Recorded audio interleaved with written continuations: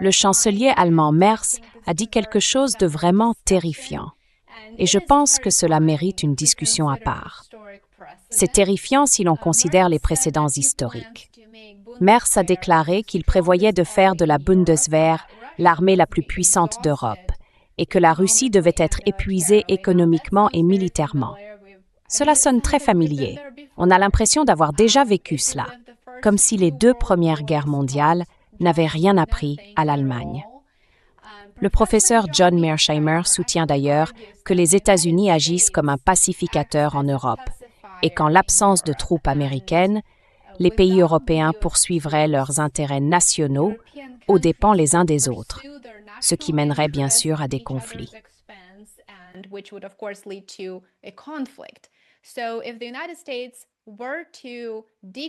Ainsi, si les États-Unis réduisaient leur engagement en Europe pour se recentrer sur l'Asie, la Chine et l'hémisphère occidental, cela pourrait potentiellement entraîner une compétition sécuritaire entre l'Allemagne et la Russie. L'Allemagne et peut-être même la Pologne, dans une certaine mesure. Si l'Allemagne suit la voie proposée par Merz, cette compétition sécuritaire entre l'Allemagne et la Russie conduirait probablement à une confrontation militaire entre l'OTAN et la Russie. Merz est-il conscient que ses plans ou la direction qu'il prend mènent directement à la guerre en Europe? Ou croit-il vraiment que faire de la Bundeswehr la plus puissante armée et prolonger cette guerre constitue d'une manière ou d'une autre un chemin vers la paix?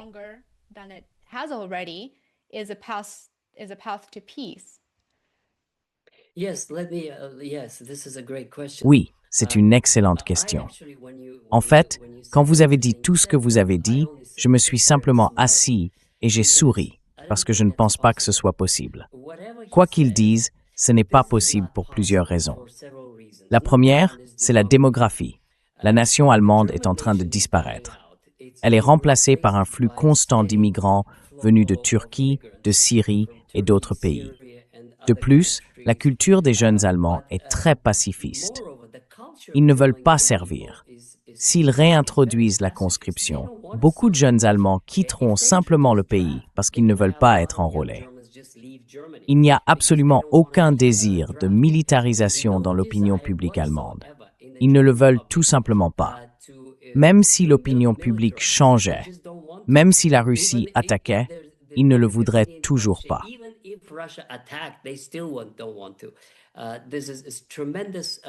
Ce pacifisme profond est quelque chose que j'ai étudié en Allemagne.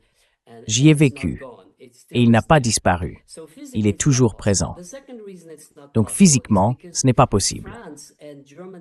La deuxième raison pour laquelle ce n'est pas possible, c'est que les voisins de l'Allemagne, la Pologne et la France principalement, ne le permettraient pas. Ils n'accepteraient tout simplement pas que l'Allemagne tente de construire la plus grande Bundeswehr d'Europe. Il faut des contrepoids. Et la France, comme la Pologne, s'y opposerait politiquement. Enfin, la troisième raison est que l'Allemagne est en train de perdre sa base industrielle. Il faudrait d'abord inverser cette tendance. Comme je l'ai dit, elle a perdu environ 20% de sa capacité industrielle en moins de 10 ans. Il faudrait donc d'abord la ramener à son niveau d'au moins 2018. Et seulement ensuite, on pourrait envisager de la mettre sur un pied militaire.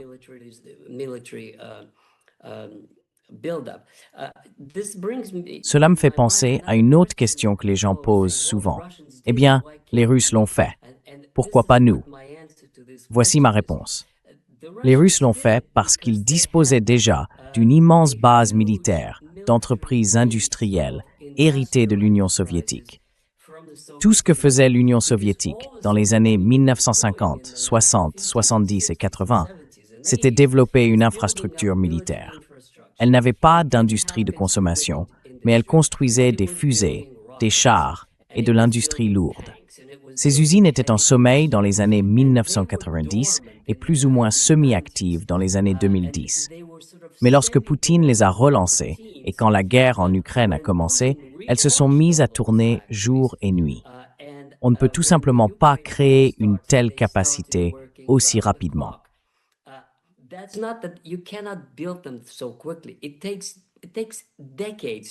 Il faut des décennies pour construire une infrastructure militaire, les usines, les chaînes d'approvisionnement. Vous savez, produire plus d'obus que l'ensemble de l'OTAN ne peut pas se faire en 1 an ou 2. Il faut 10 ans et énormément de milliards pour y parvenir. Il faut des cadres d'ingénieurs, des universités, toutes sortes de choses. On ne peut pas simplement tout activer par magie. Ça prend des années, des milliards et un programme national qui n'existe pas. C'est pour cela que je souris. Je pense que ce ne sont que des paroles creuses. C'est tout simplement impossible, même s'ils le voulaient. Et même si c'était possible, il faudrait 10 ans ou plus rien que pour revenir à leur niveau d'autrefois. Et maintenant, tout est en train de décliner.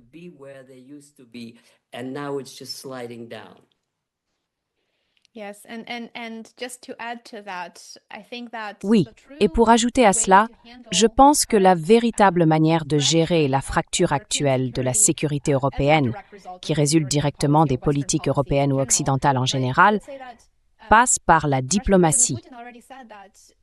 Le président russe Poutine a déjà déclaré qu'une guerre ou toute confrontation avec l'OTAN ne serait pas traitée de la même manière que le conflit en Ukraine. Il a dit que si l'OTAN attaquait la Russie, il ne resterait bientôt plus personne de l'autre côté, c'est-à-dire en Europe, avec qui négocier. Les enjeux sont donc extrêmement élevés en ce moment et la militarisation n'est pas la solution. Nous avons besoin de solutions diplomatiques. Nous n'avons pas besoin de plus de chars et Ursula von der Leyen vient d'appeler les producteurs européens à se tourner vers la fabrication de chars, d'obus d'artillerie et d'autres équipements militaires. Il semble que l'Europe s'engage sur une voie qui s'éloigne même de la possibilité d'un règlement pacifique.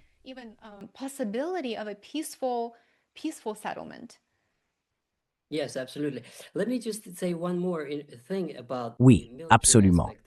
Permettez-moi simplement d'ajouter une chose de plus à propos de l'aspect militaire. Il y a 2 éléments absolument nouveaux, apparus après 2023 pendant la guerre entre la Russie et l'Ukraine. Le premier, c'est que tout peut être détruit en quelques minutes, sans armes nucléaires. C'est très, très important. C'est même difficile à concevoir. Absolument tout, n'importe où. Par exemple, il y a une usine qui produira des drones en Allemagne, quelque part dans la forêt noire, un peu cachée.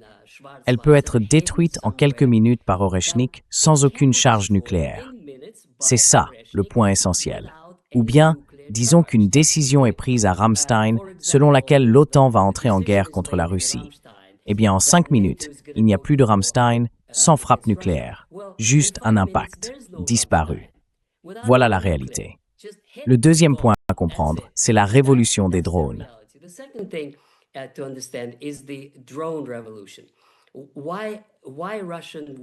Pourquoi la guerre menée par la Russie avance-t-elle si lentement? Eh bien, l'armée affirme que c'est à cause de la saturation par les drones, ce qui signifie que pour chaque soldat vivant qui ose simplement lever la tête hors des tranchées, 10 drones l'attendent pour le tuer. C'est pour cela que c'est si lent. Ainsi, la manière dont les Russes mènent la guerre a évolué. Ils se sont adaptés et gagnent malgré tout. Tout d'abord, ils visent les opérateurs de drones. Ensuite, il y a la surveillance aérienne, effectuée par d'autres drones. Certains drones guident d'autres drones, explorent la zone, puis neutralisent les drones ennemis. Il existe aussi des moyens électroniques pour les brouiller. De multiples façons, en petits groupes de 3, 4, 5 ou 6, ils encerclent généralement un village, laissent une possibilité aux troupes ukrainiennes de se retirer si elles le souhaitent, puis essayent de réduire les pertes au minimum.